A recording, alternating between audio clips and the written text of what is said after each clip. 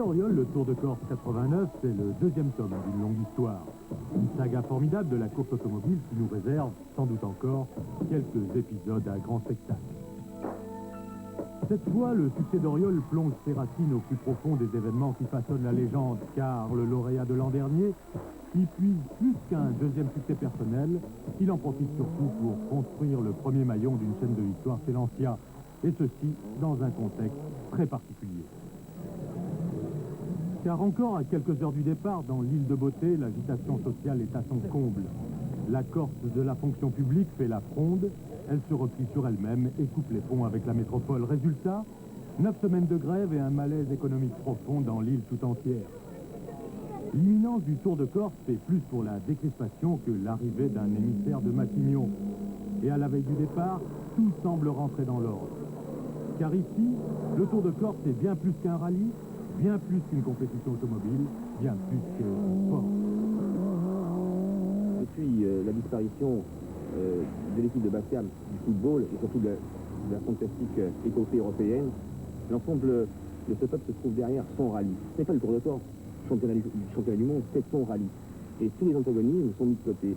Le Tour de Corse réalise donc l'entente cordiale. C'est aussi l'assurance pour l'économie insulaire de pouvoir compter avec les 3 milliards de centimes que rapporte chaque année l'organisation du Tour.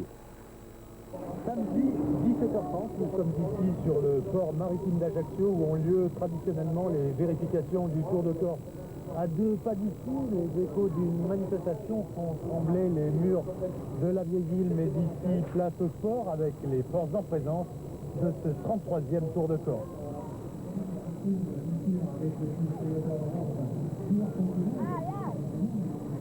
Lancia n'a pas gagné ici depuis 1984, depuis Marco Allen.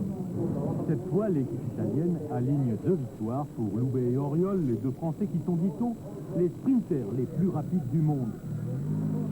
La Delta Intégrale a tout gagné depuis le début de saison. Elle doit poursuivre ici sa longue marche vers le Grand Chelem. D'autant que Lancia peut compter aussi sur la présence de Bruno Sabi, un autre Français très rapide, engagé lui par Lancia France.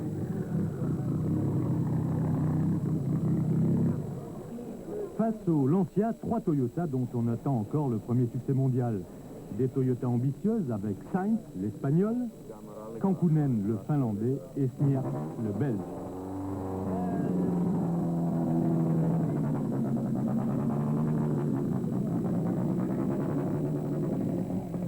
Ford a gagné ici l'an dernier avec Didier Auriol. La Siraco Sport a donc le profil d'une lauréate.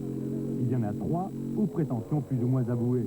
Celle de l'Italien Cunico, celle du Français Paroni, ici, et celle de l'Anglais Lovell.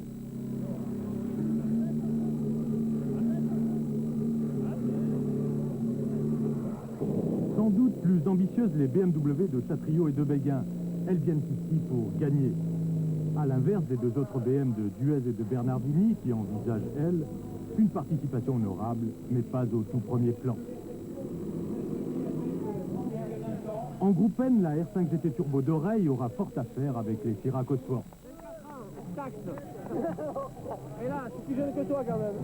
Plus jeune que moi, peut-être, mais Alain, fais gaffe à Manzagol, lui, il veut te faire ta fête. Et maintenant, vogue la galère. Sondage chez ces messieurs de la course. Et si je vous demandais votre favori, lequel serait-il? C'est le favori logique, Yves Loubet. Pas de problème, Yves Loubet. Mon favori, bien sûr, c'est Yves Loubet. Didier Auriol ou Yves Loubet, c'est difficile à dire. Auriol, Loubet. J'aimerais pouvoir vous répondre, mais je ne sais pas. Si j'avais demandé votre favori, bien entendu, vous allez me dire Didier Auriol. Le Tour de Corse est parti à la vitesse d'un Grand Prix. Jugez plutôt, après la première étape, Didier Auriol est entré à Ajaccio avec une toute petite seconde d'avance sur François Chatriot. Une seconde qui nous promet des lendemains terribles. Et déjà, un gros perdant, Bruno Sabi, dont le retard lui interdit désormais de participer à la lutte pour la victoire. Tout de suite, le film de cette première étape, alors que nous, avec Paul Constantini, notre caméraman, et Bernard Segui, le pilote, nous allons reprendre les airs pour aller retrouver les voitures sur les routes du Tour de Corse. Et oui, le premier grand perdant, c'est lui, Bruno Sabi. Le Grenoblois se retrouve au sommet quand un faisceau électrique se débranche à l'attaque du 3e chrono. 9 minutes de pénalisation, c'est le début d'un long calvaire. Écoutez son moteur, il y a des bruits qui ne trompent pas.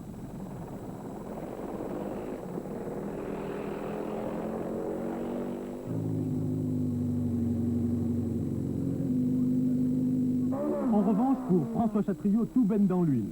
Le Toubib a un moral à tout casser, sa BM a une pêche d'enfer.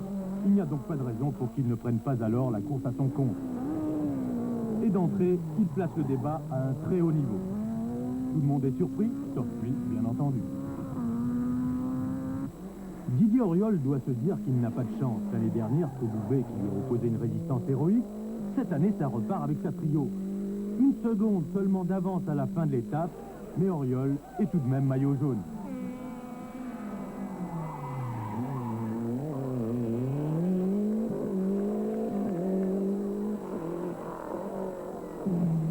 Loubet, lui, attend son heure. Il n'a pas fait d'esbrouf, 12 secondes de retard après les 4 premiers chronos.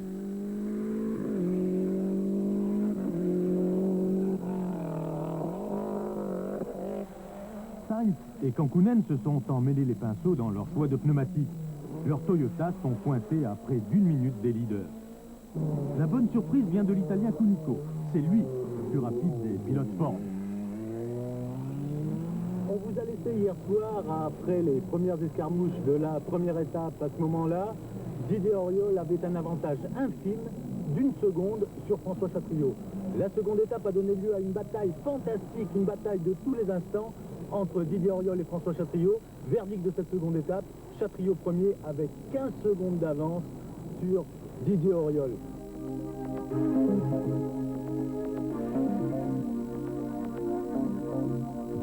Dès le début de cette seconde étape, on vit un grand moment de la course automobile sur route.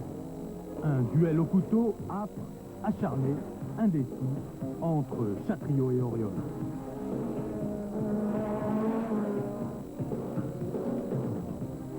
Le combat des chefs. La BMW et la Lancia se lancent à coups de seconde dans une formidable bataille qui éclipse tout le reste, tous les autres. À ce rythme fou, même ceux-là ne sont pas épargnés par les incidents. Donc c'est au début d'une spéciale, il y avait de la terre. Bon, j'ai passé la terre bien et j'ai accéléré un peu trop sec et comme les pneus n'étaient pas encore très chauds à l'arrière, boum, je suis parti en tête à queue. Bon, le temps d'aller tourner de l'autre côté, de revenir en arrière, d'un coup de frein à main, de repartir, on perd une quinzaine de secondes. Chatriot, pour sa part, a des soucis avec son pignon de 3e vitesse. Il faut changer la boîte. Si bien qu'à Alba Serena, à la fin de la 2e étape, Chatriot conserve une légère avance sur Didier Auriol. C'est un petit peu dommage puisque ce problème de boîte de vitesse qu'on a eu de spécial avant la fin, la 3 qui a cassé, qui a fait qu'on a dû faire le 2 spécial en faisant 2-4 uniquement, nous a fait perdre, je pense, au minimum l'avance qu'on avait, c'est-à-dire au minimum 20 secondes. J'aurais dû avoir une quarantaine d'avance, ça aurait été plus confortable. Mais de toute façon, je suis quand même très content d'en avoir 15. Chatriot qui rit et Loubet qui tutoie encore la malchance. Crevaison dès le début de l'étape et 3 minutes dans la vue. On conduisait mais vraiment sans fin, le frein à main qui montait très très haut, la pédale qui tapait à chaque fois en bas, surtout dans la dernière où c'était, même dans la montée, j'étais vraiment très très mal. Encore moins verni, l'Italien Cunicco, victime d'un accrochage sur le routier. Cunicco prend 13 minutes de pénalisation et perd toute chance de bien se classer. Il restera tout de même la grande révélation de ce Tour de Corse. En revanche, l'Espagnol Carlos Sainz confirme qu'il compte bien parmi les sprinters les plus rapides du monde. À Alba Serena, il est 3e, à 2 minutes 15 de Chatriot.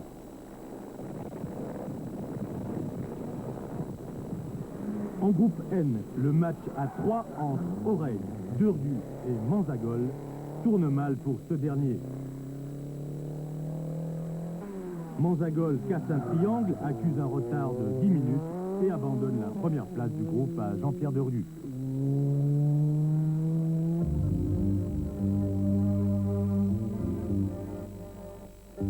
Troisième étape, un ciel de deuil pleure sur la course, le Tour de Corse se souvient.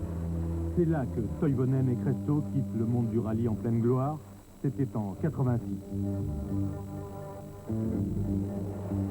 Abandons en cascade, la course commence à faire ses ravages. Sabi passe de la 50e à la 12e place, réalise quelques chronos, avant d'être trahi par son embrayage. Niers, boîte de vitesse cassée.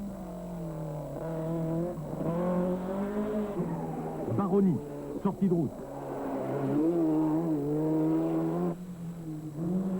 Delecourt, alternateur.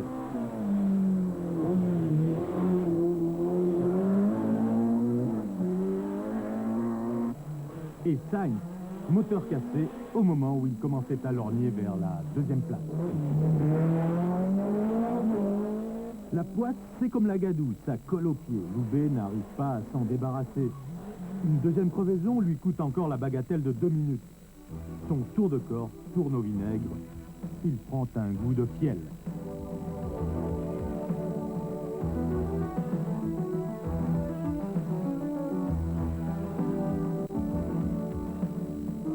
Béguin n'est guère mieux loti. Des problèmes de tringlerie de boîte continuent de l'agacer.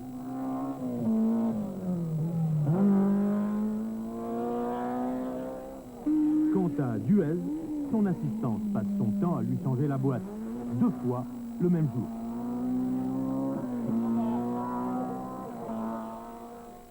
En tête, Didier Auriol frappe un grand coup avant Corté. Sous la pluie, il tire le meilleur parti des 4 roues motrices de sa Lancia intégrale et met son rival à distance. Pour lui, c'est le début de la marche triomphale.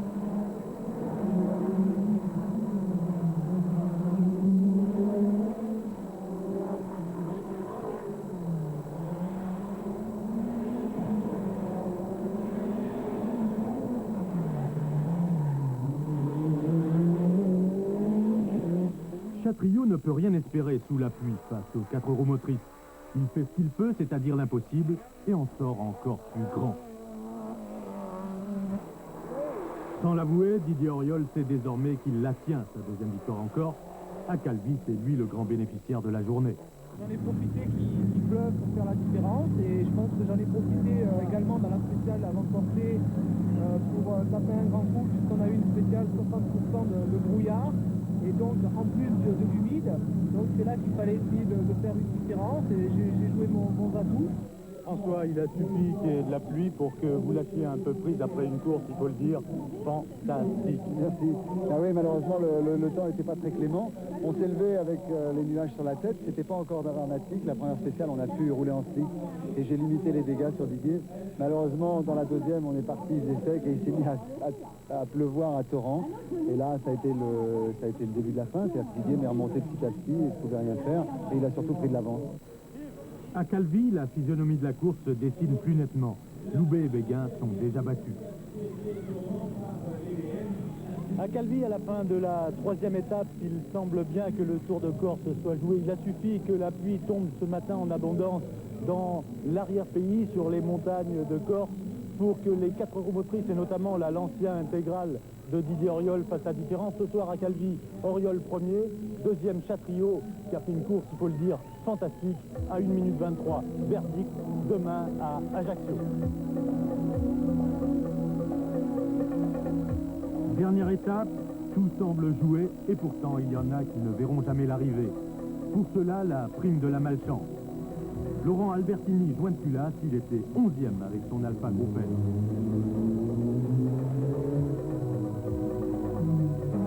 Bernardini, traverse arrière cassée, il était 8e. Jean-Pierre Derieux se bat avec Alain Oreille pour la victoire en Groupen. Un support moteur cassé, la direction bloquée, et pour finir une sortie de route, laisse la Renault 5 GT Turbo d'Oreille s'envoler vers la victoire, comme à Monte-Carlo. Au scratch, Oreille est 8e, c'est un exploit pour la petite GT Turbo. 7e, Cunico, l'Italien, formé à l'école de la Coupe Autobianchi, de la graine de champion. 6e, Marc Duez, le Belge, qui complète le tir groupé des BMW ProDrive.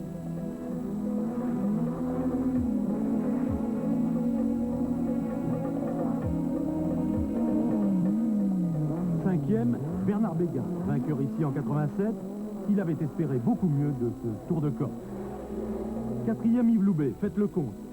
Sans ces 2 crevaisons, handicap 5 minutes, il se battait pour la victoire. Loubet a tout de même fini très fort malgré une pression de turbo fléchissante. Jusqu'au bout, Loubet à l'attaque. Le 3e, c'est Juha Kankkunen, le Finlandais, champion des champions, qui a donné jusqu'à l'arrivée des frayeurs à François Chatriot. Pour quelqu'un qui n'aime pas la Corse, Cancounen ne s'en est pas trop mal tiré. Et pour Chatriot, une deuxième place qui vaut bien une victoire, ne cherchez pas plus loin. Le futur champion de France, c'est lui. Ça coule de source, la victoire pour Didier Auriol. Un succès qui vaut de l'or, car l'ancien n'avait pas gagné en Corse depuis Allen en 84. Et comme un bonheur n'arrive jamais seul, Auriol a appris qu'il était papa d'un petit Robin. Bravo Didier, nos félicitations avec celles de François Chatriot. Pour Auriol à Ajaccio, le soleil avait des couleurs d'Austerlitz.